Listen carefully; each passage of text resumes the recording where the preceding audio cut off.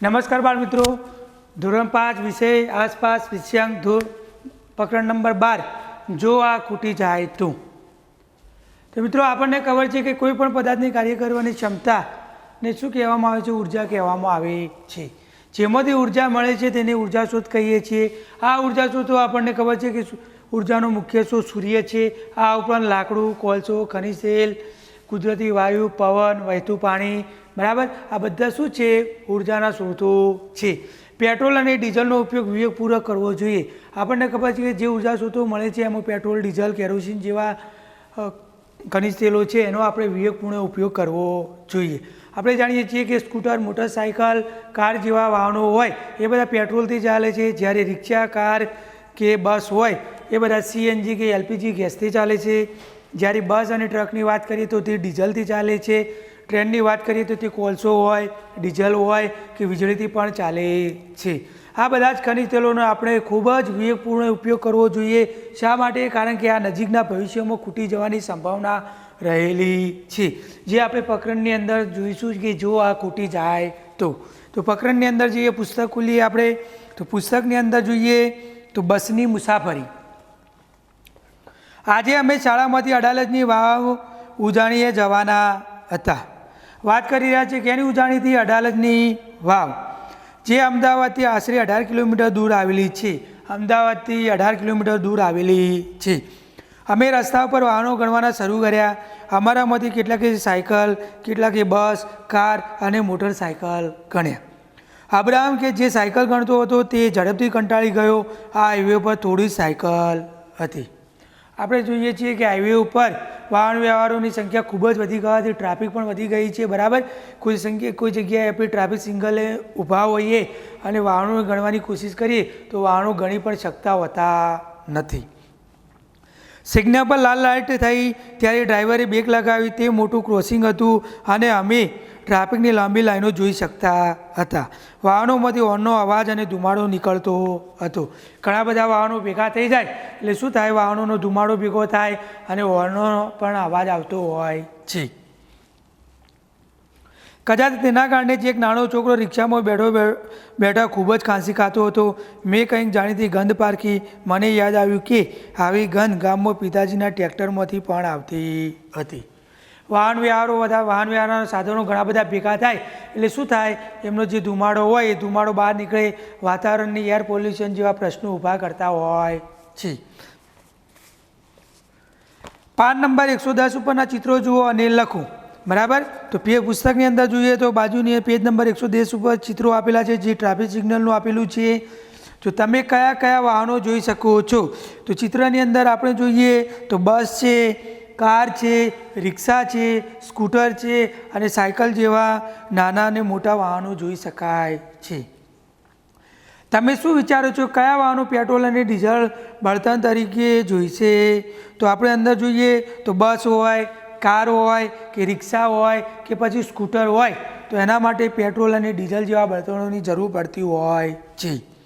नवो प्रश्न जोईए आगळ, कया वाहनों धुमाड़ा काढे छे तेना पर निशानी करो। तो आपणे चित्रनी अंदर जोई शकीए छीए कि बस होय, कार होय, रिक्शा होय, स्कूटर होय, बराबर। आ ट्रक होय एवा साधनों पर आपणे राउंड करी शकीए छीए।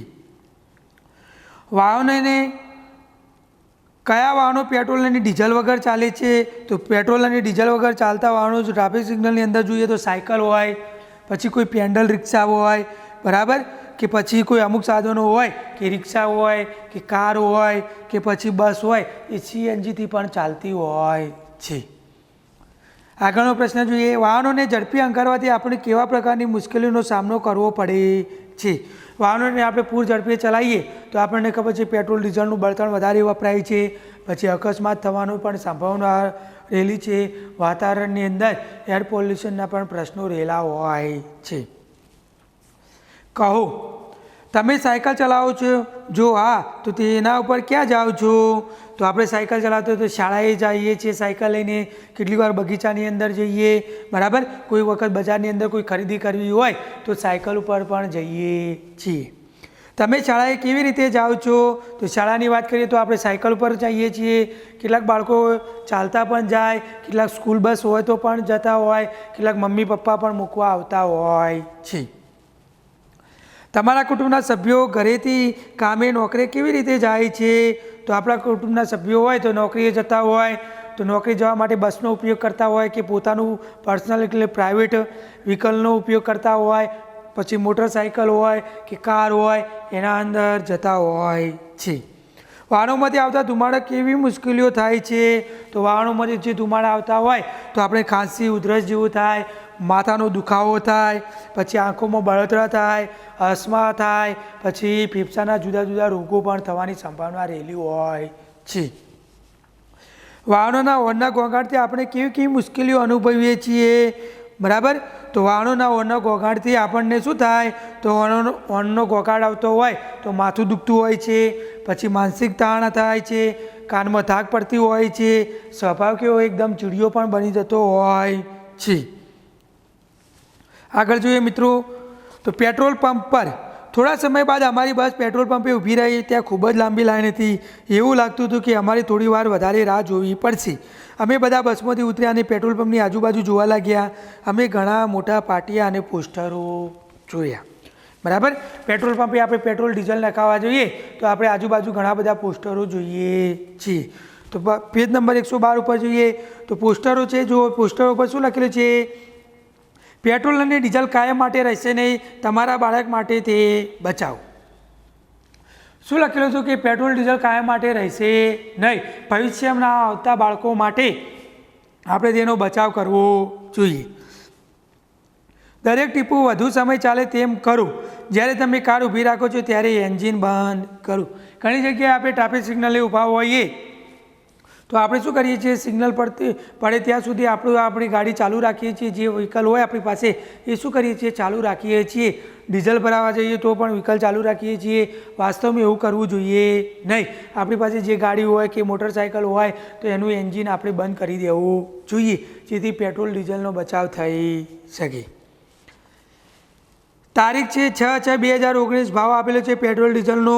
તો પેટ્રોલનો છે 68.64 રૂપિયા લીટરનો ભાવ છે. બરાબર. ડીઝલનો આપેલો છે 68.25 રૂપિયા કેટલો છે? લીટરનો ભાવ આપેલો છે. આગળ જોઈએ. અમે સમજી ન શક્યા કે પેટ્રોલ ડીઝલ કાયમ રહેશે નહીં એવું શા માટે લખેલું હતું. અમે પેટ્રોલ પંપ પર કામ કરતા એક કાકાને તેના વિશે પૂછવા વિચાર્યું. અબ્રાહમે કીધું, કાકા આપણે પેટ્રોલ ડીઝલ ક્યાંથી મેળવીએ છીએ? તો કાકાએ જવાબ આપ્યો. શું જવાબ આપ્યો? જમીનમાંથી ઊંડે અને ખૂબ ઊંડેથી મેળવીએ છીએ. તો પેટ્રોલ ડીઝલ આપણને ક્યાંથી મળે છે? જમીનમાંથી મળે છે, પરંતુ એ પણ જમીનની બહુ ઊંડેથી મળે છે. મંજુએ શું પૂછ્યું? પરંતુ તે ત્યાં કેવી રીતે બને છે? કાકાએ જવાબ આપ્યો, તે પ્રાકૃતિક રીતે બને છે, પરંતુ ખૂબ ધીમે. તે માણસો દ્વારા કે યંત્રોથી બનતું નથી. જે જમીનની પેટાળ એટલે કે પૃથ્વીના પેટાળની અંદર આવા ખનિજ તેલ બને છે. બરાબર. તે કોઈ યંત્ર કે કોઈ માણસો દ્વારા એનું નિર્માણ થતું નથી. અબ્રાહમ, તો પછી આપણે તેને ખરીદવાની જરૂર નથી. આપણે જાતે જ બોરવેલનો ઉપયોગ કરી પાણી ખેંચીએ તેમ લઈ શકીએ ને? કાકાએ કહ્યું, તે દરેક જગ્યાએ જોવા મળતું નથી, પરંતુ આપણા દેશમાં કેટલીક જગ્યાએ મળી આવે છે. તેને જમીનમાંથી બહાર કાઢવા અને શુદ્ધ કરવા મોટા યંત્રોની જરૂર પડે છે. આવા ખનિજ તેલો જમીનની પૃથ્વીના પેટાળમાંથી મળે, પરંતુ તેઓ પેટ્રોલ અને ડીઝલના સ્વરૂપમાં મળતા નથી. તેઓ મિક્સ સ્વરૂપે મળે. તેને જમીનમાંથી યંત્રો દ્વારા બહાર કાઢવામાં આવે. એમાંથી જુદા જુદા ઘટકો છૂટા પાડવામાં આવતા હોય છે. પેજ નંબર 113 ઉપર જોઈએ મિત્રો. શોધો અને ચર્ચા કરો. ભારતના કયા રાજ્યોમાં તેલ ક્ષેત્રો છે? તો તેલ ક્ષેત્રો ભારતની અંદર અમુક રાજ્યોમાં જોવા મળે છે. ગુજરાત હોય, પશ્ચિમ બંગાળ હોય, પછી આસામ હોય, પછી અરુણાચલ પ્રદેશ હોય, પછી મહારાષ્ટ્રમાં પણ જોવા મળતા હોય છે. ખનિજ તેલ સિવાય જમીનમાં ઊંડે બીજું શું શું મળી આવે છે? તો કોલસો, કુદરતી ગેસ છે, પછી લોખંડ છે, તાંબુ છે, એલ્યુમિનિયમ છે, એવી ધાતુઓ પણ જમીનમાંથી, સોનું છે, ચાંદી છે, એ પણ મળી આવે છે. ટ્રાફિકના નિયમો વિશે જાણો અને વર્ગમાં ચર્ચા કરો. તો ટ્રાફિકના નિયમોની વાત કરીએ તો ટ્રાફિકના નિયમનો સૌથી પહેલો નિયમ કયો છે કે આપણું જે વાહન હોય એ રસ્તામાં હંમેશા ડાબી બાજુએ ચલાવવું જોઈએ, આપણે રસ્તાની ડાબી બાજુએ ચાલવું જોઈએ. પછી કોઈ જગ્યાએ ટ્રાફિક સિગ્નલે લાલ લાઇટ થાય તો આપણું વાહન ત્યાં ઊભું રાખવું જોઈએ. જ્યાં સુધી લીલી લાઇટ થાય નહીં ત્યાં સુધી વાહન ત્યાંથી હંકારવું જોઈએ નહીં. ટ્રાફિકના નિયમોનું પાલન કરવું જોઈએ, બરાબર. સિગ્નલ આગળ ઊભા રહેવું જોઈએ. કોઈ ફાટક હોય તો ફાટક આગળ, ટ્રેન જતી હોય તો જે સિગ્નલ પડતા હોય સિગ્નલને અનુસરવું જોઈએ. આપણે પેટ્રોલ અને ડીઝલનો વિવેકપૂર્ણ ઉપયોગ કરવો જોઈએ. શા માટે? કારણ કે પેટ્રોલ ડીઝલ આપણને ખબર છે કે પેટ્રોલ ડીઝલનો વપરાશ ખૂબ વધી ગયો છે, બરાબર. એ પૃથ્વીના પેટાળમાં નિર્માણ થાય છે. એનું નિર્માણ થતાં લાખો વર્ષો નીકળી જાય છે, બરાબર. પેટ્રોલ ડીઝલનો વધારે વપરાશ થયો છે, બરાબર. હાલ આપણી પાસે જે જથ્થો છે એ 50 વર્ષ સુધી ચાલી શકે તેટલો જથ્થો છે, બરાબર. તો આપણે શું કરવું જોઈએ? એનો કરકસરપૂર્વક ઉપયોગ કરવો જોઈએ, જેથી નજીકના ભવિષ્યમાં ખૂટી જાય નહીં. તેઓએ આગળ ચર્ચા કરી. જો દિવ્યા, શું પેટ્રોલમાં ખૂટી જવા આવી છે? પોસ્ટરમાં કહે છે કે પેટ્રોલ કાયમ રહેવાનું નથી. તો કાકાએ શું જવાબ આપ્યો? આપણે તેને જેટલું ઝડપથી કાઢીએ છીએ જેટલું ઝડપથી તે બનતું નથી. જમીનની અંદર તેને બનતા લાખો વર્ષો લાગે છે. તો પેટ્રોલ ડીઝલના જમીનમાંથી નિર્માણ પળમાં લાખો વર્ષ સુધી નીકળી જાય છે. અબ્રાહમે જવાબ આપ્યો, જો ઓઇલ ખૂટી જશે તો વાહનો કેવી રીતે ચાલશે? મંજુએ કહ્યું, સીએનજીથી. મેં ટીવી પર જોયું હતું કે જે વાહનો સીએનજીથી ચાલે છે તે ઓછો ધુમાડો કરે છે, બરાબર. આપણને ખબર છે કે સીએનજીથી જે વાહનો ચાલતા હોય એ ધુમાડો બહુ ઓછું કરે છે, એર પોલ્યુશન જેવા પ્રશ્નો થતા નથી. પરંતુ સીએનજી પણ ક્યાંથી મળે? પૃથ્વીના પેટાળમાંથી મળે છે. કાકા હસે છે તે પણ જમીનો નીચેથી આવે છે, તે પણ મર્યાદિત છે, બરાબર. સીએનજી પૃથ્વીના પેટાળમાંથી મળે છે, તે પણ કેવા છે? મર્યાદિત છે. દિવ્યાએ જવાબ આપ્યો, વાહનો ચલાવવા વિદ્યુતનો ઉપયોગ થઈ શકે છે. મેં વિદ્યુતથી ચાલતી મોટરસાઇકલ જોઈ છે. હવે વિદ્યુતની વાત આવી કે વિદ્યુતથી પણ મોટરસાઇકલ ચાલે છે. ટ્રેનોની વાત કરીએ, ટ્રેનો પણ વિદ્યુતથી ચાલે છે. અબ્રાહમ, આપણે કંઈ કરવું જોઈએ, નહીં તો જ્યારે આપણે મોટા થઈશું ત્યારે મુસાફરી કેવી રીતે કરીશું? દિવ્યા કહે, જો રસ્તા પર વાહનો ઓછા થઈ જાય તો મારા દાદી ખુશ થશે. તે કહે છે, જો વાહનો કીડીઓની જેમ લાઇનમાં ઊભા છે, તમે મોટા થશો ત્યારે શું કરશો? બરાબર. વાહનો કે કીડીઓની જેમ લાઇનમાં ઊભા હોય છે, બરાબર. પેટ્રોલ ડીઝલ ખૂટી જાય પછી મોટા થશો તો તમે પણ મુસાફરી કરી શકશો નહીં. મંજુએ કહ્યું, જો આ કારમાં ફક્ત 1 અને 2 લોકો બેઠા છે, આ બધા બસનો ઉપયોગ કેમ કરતા નથી? બરાબર. કાર પ્રાઇવેટ હોય, પોતાની કાર હોય તો એક વ્યક્તિ પોતે આખું સાધન વ્હીકલ લઈને જતા હોય છે. એની અંદર પેટ્રોલ અને ડીઝલનો વપરાશ વધુ થતો હોય છે. મંજુ કહે, જ્યારે હું મોટી થઈ ત્યારે સૂર્યપ્રકાશથી ચાલતી કાર શોધી, પછી આપણે તે ખૂટી જશે તેવી ચિંતા કરવાની રહેશે નહીં. આપણે તેને જેટલો ઉપયોગ કરવો હોય તેટલો કરી શકીશું. આપણને ખબર છે કે સૂર્યમાંથી ક્યારેય પણ ઉર્જા ખૂટવાની નથી. સૂર્ય ઉર્જાનો અખૂટ ઉર્જા સ્ત્રોત છે. જો સૂર્યની ઉર્જાથી ચાલતા કારની શોધ કરીએ તો આપણે આવા જે પેટ્રોલ અને ડીઝલથી ચાલતા વ્હીકલો છે, પેટ્રોલ અને ડીઝલ નજીકના ભવિષ્યમાં ખૂટી જવાનો સંભવ રહેલો નથી. આગળ જોઈએ મિત્રો, પેજ નંબર 114 ઉપર પૃથ્વીમાંનો ખજાનો. પૃથ્વીના પેટ્રોલમાં ક્યાં ઓઇલ છે તે શોધવું સરળ નથી. વૈજ્ઞાનિકો તેને શોધવા ખાસ તકનીકો અને યંત્રોનો ઉપયોગ કરે છે. પછી પાઇપો અને યંત્રો દ્વારા પેટ્રોલિયમ ખેંચવામાં આવે છે. આ ઓઇલ ગંધવાળું, જાડું અને ઘેરા રંગનું પ્રવાહી છે. તેની અંદર ઘણી બધી વસ્તુઓ ભળેલી હોય છે. તેને સાફ કરવા, જુદા પાડવા રિફાઇનરીમાં મોકલવામાં આવે છે. તમે રિફાઇનરી વિશે સાંભળ્યું હશે, બરાબર. આપણે વાત કરીએ કે પૃથ્વીના પેટાળમાંથી જે કુદરતી વાયુ કે ખનિજ તેલ મળે છે, બરાબર, એ ક્યારેય શુદ્ધ હોતા નથી. અને રિફાઇનરીની અંદર જુદા જુદા ઘટકો છૂટા પાડવામાં આવે છે. પેટ્રોલ હોય, ડીઝલ હોય, કેરોસીન હોય, નેપ્થા હોય, કોલસો હોય, બરાબર, ડામર હોય, આ બધા ઘટકો છૂટા પાડવામાં આવતા હોય છે. આપણે આ પેટ્રોલિયમમાંથી kerosene, diesel, petrol, engine oil અને વિમાન માટે ઈંધણ મેળવીએ છીએ. શું તમે જાણો છો?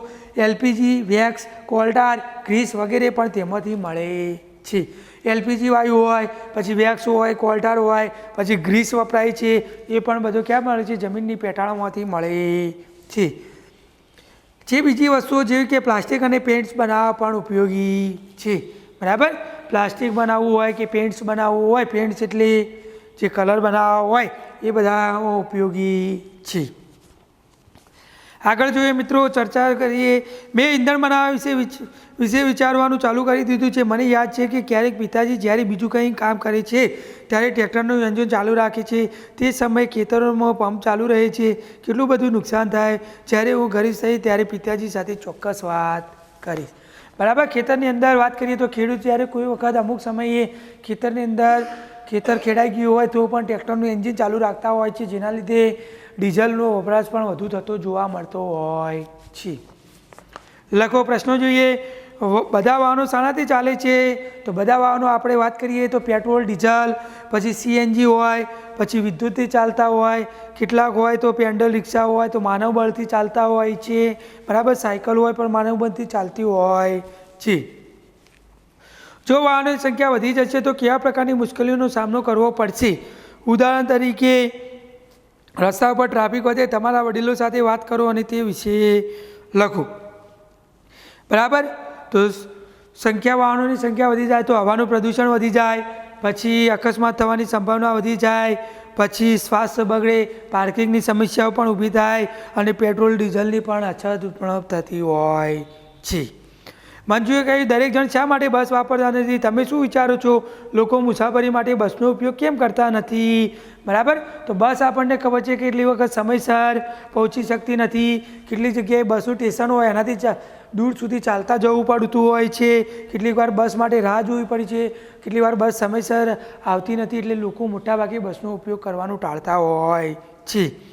વાહનોની સંખ્યા વધવાથી પડતી મુશ્કેલીઓ નિકાલ માટેના ઉપાયો સૂચવો. બરાબર. તો એને વાહનોની સંખ્યા ઘટાડવા માટે આપણે શું કરવું જોઈએ? તો નજીકના અંતરે આપણે ચાલતા જવું જોઈએ. બરાબર. પછી કોઈ જગ્યાએ શું હોય કે જાહેર જગ્યાએ વાહનોનો ઉપયોગ ટ્રાફિક જતી હોય તે જગ્યાએ ત્યાં વધારે પડતા પ્રાઇવેટ વાહનોનો ઉપયોગ કરવો જોઈએ નહીં. પછી જાહેર વાહનોનો ઉપયોગ કરવો જોઈએ. પછી કોઈ જગ્યાએ નોકરિયાત વર્ગ હોય, બરાબર, પોતે નોકરી કરવા માટે જતા પ્રાઇવેટ વ્હીકલનો ઉપયોગ કરતા હોય છે, તો એવી જગ્યાએ 2-3 નોકરિયાત વર્ગે ભેગા જઈ અને ભેગું વાહનનો ઉપયોગ કરવો જોઈએ, જેથી પેટ્રોલ ડીઝલની બચત થઈ શકે. જો આપણે ટ્રાફિક સિગ્નલની લાલ લાઇટ ઉપર ઊભા રહેતા વાહનોનું એન્જિન બંધ કરીએ તો તેનાથી કયા ફાયદા થાય? તો પેટ્રોલ ડીઝલની બચત થાય, પછી અવાજનું પ્રદૂષણ ઘટે. બરાબર. પછી વાતાવરણ એર પોલ્યુશન જેવા પ્રશ્નો ન થાય, પછી ઉર્જા સ્ત્રોતનો બચત થઈ શકે છે. આગળ જે શોધો અને લખો. કેટલું ઓઇલ સ્કૂટર, કાર અને ટ્રેક્ટર? એક સમયે કેટલું પેટ્રોલ ડીઝલ ભરી શકાય? તો સ્કૂટરની અંદર 5 લીટર ભરી શકાય, કાર હોય તો 30 લીટર ભરી શકાય, ટ્રેક્ટર હોય તો 40 કે 50 કે 60 લીટરની ટાંકી આવતી હોય છે. 1 લીટર પેટ્રોલ ડીઝલમાં કેટલે દૂર જઈ શકો છો? તો સ્કૂટર હોય એટલે કે બાઇક હોય તો 50, 60, 70ની એવરેજ આવતી હોય, તો કાર હોય તો 12, 13, 14, 15ની એવરેજ મળતી હોય, ટ્રેક્ટર હોય તો 8થી 10ની એવરેજ આપતી હોય છે. પેટ્રોલનો ભાવ દરેક શહેરોમાં જુદા જુદા હોય છે. દિલ્હીનો પેટ્રોલ ડીઝલનો ભાવ અહીંયા આપેલો છે, કોષ્ટકમાં જુઓ અને પ્રશ્નનો જવાબ આપો. બરાબર. આ જે કોષ્ટક આપેલું છે એ અલગ અલગ સાલનું આપેલું છે અને દિલ્હીના પેટ્રોલ ડીઝલનો ભાવ આપેલો છે. તો ઓઇલ જો 1 લીટરનો ભાવ જૂન 2009નો વાત આપેલો છે, તો પેટ્રોલનો ભાવ છે કેટલો છે? 40 રૂપિયા અને 62 પૈસા. ડીઝલની વાત કરીએ તો 30 રૂપિયા અને 86 પૈસા. બરાબર. પછી જૂન 2014નો ભાવ આપેલો છે, તો પેટ્રોલનો ભાવ છે 72 રૂપિયા અને 26 પૈસા અને ડીઝલનો ભાવ આપેલો છે 50 રૂપિયા અને 28 પૈસા. પછી 2019નો ભાવ આપેલો છે જૂન મહિનાનો, તે પણ 67.47 પૈસા. બરાબર. 67 રૂપિયા અને 47 પૈસા અને ડીઝલનો ભાવ આપેલો છે 67.72, એટલે કે 67 રૂપિયા અને 72 પૈસા. 1 લીટરના આજનો ભાવ વાત કરીએ તો પેટ્રોલ ડીઝલના લગભગ સુધી 80 રૂપિયા નજીક ભાવ છે. બરાબર. તો આના પરથી જોઈએ કે જેમ જેમ વર્ષો આગળ વીતતા જાય, જેમ જેમ વર્ષો તેમ પેટ્રોલ અને ડીઝલનો ભાવ એટલે કે વપરાશ વધતો ગયો છે, એનો ડીઝલ અને પેટ્રોલનો ભાવ વધતો જોવા મળી રહ્યો છે. વાત કરીએ 2019માં અને 2014ની સરખામણીમાં પેટ્રોલનો ભાવ કેટલા રૂપિયા ઘટ્યો છે? તો 2019માં કેટલો હતો પેટ્રોલનો ભાવ? તો 2019માં 67.47 હતો, જ્યારે 2014માં 40.62 અને 2014ની અંદર 72.26 છે, એટલે કે 4.79 એટલે કે 4 રૂપિયા અને 79 પૈસાનો ઘટ્યો છે અને ડીઝલનો ભાવ 17.44 રૂપિયા વધ્યો. કેટલો? 17.44 રૂપિયા વધ્યો છે. 2009થી 2014 અને 2014થી 2019 સુધીમાં પેટ્રોલ અને ડીઝલના ભાવમાં શું તફાવત હતો? તો 2009ની વાત કરીએ તો પેટ્રોલમાં 2009થી અને 2014ની વાત કરીએ તો 31.64 બરાબર રૂપિયા વધારો થવા જોવા મળ્યો. જ્યારે ડીઝલની વાત કરીએ તો 19.42 રૂપિયા વધારો થવા મળ્યો. પેટ્રોલની વાત કરીએ તો 4.79 રૂપિયા ઘટાડો જોવા મળ્યો અને 17.44 રૂપિયાનો ઘટાડો જોવા મળ્યો. બરાબર. આપણે બંનેનો તફાવત એટલે કે બાદબાકી કરીએ તો આપણને મળી રહે છે. શોધી કાઢો તમારા હિસાબે પેટ્રોલ ડીઝલનો ભાવ શું છે? તો અત્યારે ભાવ આપણને ખબર છે કે 80 કે 79ની આજુબાજુ ભાવ રહેલા છે. પેટ્રોલ અને ડીઝલનો ભાવ કેમ વધે છે? કારણ કે પેટ્રોલ અને ડીઝલનું ઉત્પાદન ઓછું થઈ ગયું બરાબર અને વપરાશ વધી ગયો છે. તમારા ઘરમાં એક મહિનામાં કેટલું પેટ્રોલ ડીઝલ વપરાય છે તેનું શા માટે વપરાયું? બરાબર. તો આપણા ઘરની અંદર આપણા જો પપ્પા કોઈ સરકારી કર્મચારી હોય કે નોકરિયાત વર્ગ હોય અને નોકરી દૂર હોય તો ઘણું બધું પેટ્રોલ અને ડીઝલનો વપરાશ થતો હોય છે. અંદાજે 25થી 20 લીટર 25 કે 20 લીટર પેટ્રોલ ડીઝલ વપરાશ થતો હોય છે. આગળ જોઈએ મિત્રો, અહીં એક પોસ્ટર આપ્યું છે તો પોસ્ટરમાં શું છે? હું ક્યાં ઉપયોગી છે? ઈંધણ બચાવો તેને આદત બનાવો. તો ડાઈ ક્લિનિક માટે, પ્રકાશ માટે, પછી ચિત્રો આપેલા છે કાર, ટ્રેક્ટર અને વિમાનના ઈંધણ તરીકે, પછી કેરોસીન અને એલપીજી તરીકે, પછી યંત્રો ચલાવવા માટે, પ્લાસ્ટિક અને રંગો બનાવવા માટે ઉપયોગી છે. તો પોસ્ટર જુઓ અને લખો ઈંધણ ક્યાં ઉપયોગી છે? તો ઈંધણ ચિત્રની અંદર જોઈએ ડ્રાય ક્લિનિંગ માટે, પછી પ્રકાશ માટે, પછી કાર, ટ્રેક્ટર જેવા વિમાનના ઈંધણ તરીકે બરાબર. મોટાભાગના યંત્રો ચલાવવા માટે પણ ઈંધણ ઉપયોગી છે. તો ડીઝલ ક્યાં વપરાય છે? શોધી કાઢો. તો ડીઝલ આપણને કહે છે બસ, ટ્રક, ટ્રેક્ટર, પછી જો યંત્રો ચલાવવા માટે જનરેટર આપેલું છે તેમાં પણ ડીઝલનો વપરાશ થાય છે. પેજ નંબર 117 ઉપર જોઈએ. દિવ્યાએ કવિતા લખી અને તેના મિત્રો પાસે ગાઈ તે વાંચો અને ચર્ચા કરો. તો કવિતા આપેલી છે હું કોણ છું? તો હું કાળું છું, હું જાડું છું, હું વાવું છું, હું કોણ છું?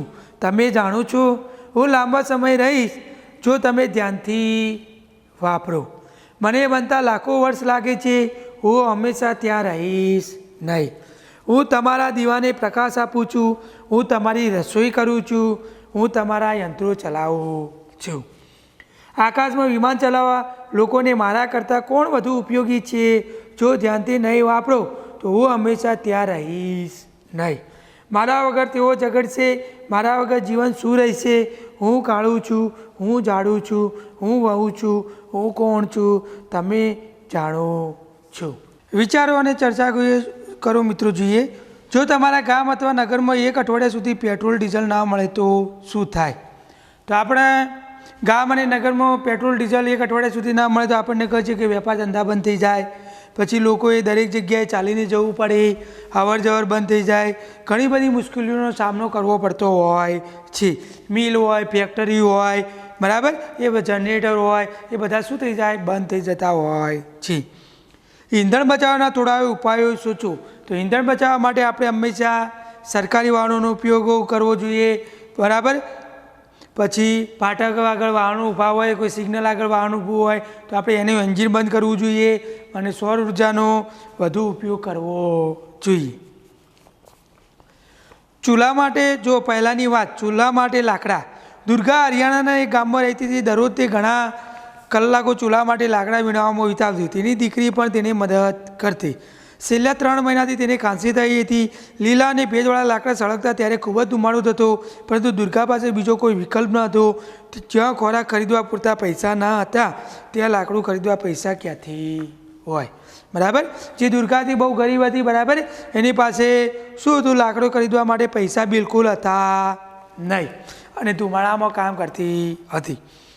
ચર્ચા કરો. તમે ક્યારે સુકાયેલા લાકડા વીણ્યા છે કે ગાયના છાણના છાણ બનાવ્યા છે? કેવી રીતે બનાવવામાં આવે છે? આપણને ખબર છે કે છાણનું ભૂસું હોય એ શું કરવાનું? છાણના ભૂસામાં છાણ હોય એની અંદર ભૂસું ભેળવી અને એના ગોળ કે લંબગોળ આકાર આપી અને દિવાલ ઉપર ચોંટાડવામાં આવતા હોય છે અને તડકામાં સૂકવી દેવામાં આવે પછી બરાબર તો છાણના છાણા બનાવતા હોય છે. તમે કોઈ જાણો છો કે સૂકા લાકડા અથવા સૂકા પાંદડાનો ચૂલો સળગાવવા વીણતા હોય બરાબર, આજુબાજુ ઝૂંપડપટ્ટીના બાળકો હોય, ગરીબ બાળકો હોય તો એ બાળકો શું કરતા હોય છે, આવા લાકડા વીણતા હોય છે. આગળ જોઈએ પેજ નંબર 118 પર મિત્રો, તો તમારા ઘરમાં રસોઈ કેવી રીતે બને છે, તમારા વિસ્તારમાં બીજા કુટુંબોનો રસોઈ કેવી રીતે બને છે. તો આપણા ઘરની વાત કરીએ તો આપણે જે ઘરની અંદર રસોઈ બનાવીએ તો એલપીજી ગેસનો ઉપયોગ કરતા હોઈએ છીએ અને કોઈ જગ્યાએ ધુમાડા એટલે કે કોઈ જગ્યાએ ઈંધણનો પણ ઉપયોગ એટલે લાકડા જેવા બળતણનો પણ ઉપયોગ થતો હોય છે.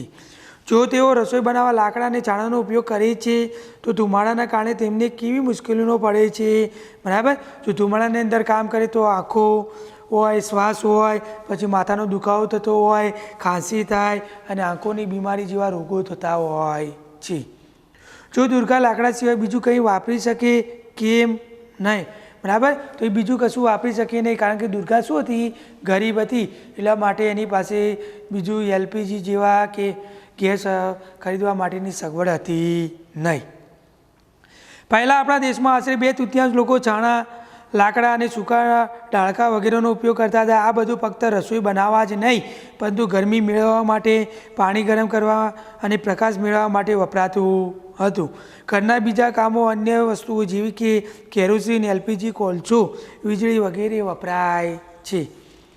મૈત્રીએ પુસ્તકમાં સ્તંભ આલેખ બતાવ્યો છે. ચાર્ટમાં 100 ઘરોમાં એક પ્રકારનું બળતણ દર્શાવતી માહિતી છે. છેલ્લા 20 વર્ષમાં કયા બળતણનો વપરાશ વધ્યો છે અને કયા બળતણનો વપરાશ ઓછો થયો છે તે પણ બતાવવામાં આવ્યું છે. તો આપણે ચાર્ટની અંદર જોઈએ, એક વર્ષ 1974નો આપેલો છે અને બીજો વર્ષ 1974નો આપેલો છે. 20 વર્ષોમાં બળતણમાં થયેલો બદલાવ. તો છાણા અને લાકડાની વાત કરીએ તો 84% બરાબર, એલપીજી ગેસની વાત કરીએ તો 10%, 10 લોકો એનો બદલાવ થયો બરાબર. કોલસાની વાત કરીએ તો 5 છે અને વિદ્યુતની વાત કરીએ તો 1%નો બદલાવ જોવા મળે છે. જ્યારે 1996ની વાત કરીએ તો છાણા અને લાકડામાં 75%નો થયો બરાબર. એલપીજી અને કેરોસીનની વાત કરીએ તો 18%, કોલસાની વાત કરીએ તો 2% અને વિદ્યુતનો 5% વપરાશ થયેલો છે બરાબર. તો એક ભાગમાં આપેલા છે 100માંથી ઉપયોગમાં લેતા ઘર, અંદાજિત ઘર આપેલા છે 4. તો વાત કરીએ વર્ષ 1996માં 100માંથી કેટલા ઘરોમાં છાણા અને લાકડાનો ઉપયોગ કરવામાં આવતો હતો, તો આપણે જોઈ શકાય છે કે 75 ઘરમાં વપરાશ કરવામાં આવતો હતો. વર્ષ 1974માં કયા બળતણનો સૌથી ઓછો ઉપયોગ થતો હતો, તો વિદ્યુત સ્વરૂપે એક ઘરનો ઉપયોગ વાત કરેલી છે. વર્ષ 1974માં એલપીજી અને કેરોસીન ખાલી જગ્યા ઘરોમાં ઉપયોગમાં લેવાતા હતા. તો કેટલા ઘરોમાં, 10 ઘરોમાં કેરોસીનનો ઉપયોગ લેવામાં આવતો હતો. વર્ષ 1996માં તે વધીને કેટલા ઘરોમાં થયો, 18 ઘરો થયા. એનો મતલબ થયો કે 20 વર્ષમાં તેનો ઉપયોગ 80% વધ્યો હતો. કેટલા ટકા વધ્યો, 80% વધ્યો છે. વર્ષ 1996માં 100માંથી કેટલા ઘરોમાં વિદ્યુતનો ઉપયોગ થયો હતો, તો 5 ઘરોમાં વિદ્યુતનો વપરાશ થયો છે. વર્ષ 1996માં કયું બળતણ ઓછું વપરાયું હતું, તો કયું બળતણ ઓછું વપરાયેલું છે 1996માં, તો કોલસો વપરાયેલો છે. કેટલો, 2%. વર્ષ 1996 કેટલા ટકા ઘરોમાં ઉપયોગમાં લેવાયું હતું, તો 2% લેવાયું હતું. વડીલો પાસે જાણકારી મેળવો. જ્યારે તેઓ નાના હતા તે સમયે રસોઈ બનાવવા ઘરમાં શું ઉપયોગમાં લેતા હતા, તો લાકડા હોય, છાણા હોય, કોલસા હોય કે કેરોસીનનો ઉપયોગ લેતા હતા. તમારા વિસ્તારમાં છેલ્લા 10 વર્ષમાં રસોઈ માટે કયા કયા બળતણનો ઉપયોગ વધ્યો છે અને કયા કયા બળતણનો ઉપયોગ ઘટ્યો છે, તો એલપીજીનો રસોઈ બનાવવા માટે વપરાશ વધ્યો છે, જ્યારે કોલસો, છાણા, લાકડા, કેરોસીનનો ઉપયોગ ઘટ્યો છે. હવે પછીના 10 વર્ષમાં કયા બળતણનો ઉપયોગ વધશે અને કયા બળતણનો ઉપયોગ ઘટશે તેની ચર્ચા કરો. તો એલપીજી, વીજળી બરાબર, સૂર્ય ઉર્જાથી ચાલતા સાધનો જેવાનો વધારો થશે. જ્યારે વાત કરીએ છાણા હોય, લાકડા હોય, કોલસો હોય, કેરોસીન હોય એ વગેરેનો ઘટાડો થતો જોવા મળશે. આપણે શું શીખ્યા, કલ્પના કરો કે કોઈ કંપનીએ તમને એક નવું વાહન જેમ કે નાની બસ બનાવવાની તક આપી છે. તમે કેવા પ્રકારનું વાહન બનાવશો તેના વિશે લખો, તેનું ચિત્ર દોરો અને રંગ પૂરો. તો આપણે કેવું બનાવીશું? તો સૌર ઉર્જામાંથી ચાલતી બસ બનાવી શકાય. તેની રચના કરતી વખતે તમે કોના માટે કઈ કાળજી લેશો? તો ઘરડા લોકો હોય તો બસના દરવાજાના પગથિયા નીચે સુધી લઈ જવા જોઈએ. શા માટે? કારણ કે ઘરડા લોકો બસની અંદર ચડી શકે. બાળકો માટે શું સગવડ કરવી પડે બસની અંદર? તો કાચવાળા દરવાજા બનાવવા પડે, પછી સીટ બેલ્ટ રાખવા પડે, બરાબર, જેથી નાના બાળકોને પડી જવાની સંભાવના રહે નહીં, બરાબર. જે જોઈ શકતા નથી, તો જે જોઈ શકતા ના હોય તો એમને દરવાજા પાસેની સીટો રાખવી જોઈએ, જેથી એ લોકો પગથિયા ચડી અને તરત બસની અંદર બેસી શકે. ઈંધણ વિશેના સમાચાર અહેવાલ જુઓ, તેને કાપો, કોલાજ બનાવો, ચાર્ટ તમારા વર્કમાં મૂકો. તે સમાચાર અહેવાલ તમારા અને તમારા પોતાનો અભિપ્રાય પણ લખો. ઈંધણ બચાવવાનો સંદેશ આપતા પોસ્ટરો બનાવો, સૂત્રો પણ લખો. આ પોસ્ટરો તમે ક્યાં મૂકવા ઈચ્છો છો, બરાબર. તો આ પોસ્ટરો આપણે કોઈ જાહેર સ્થળ હોય, બરાબર, ત્યાં મૂકી શકાય. નોટબુકની અંદર પણ ચોંટાડી શકાય, જેથી બીજાને માહિતી આપી શકાય કે ખનિજ તેલનો કરકસરપૂર્વક ઉપયોગ કરવો જોઈએ.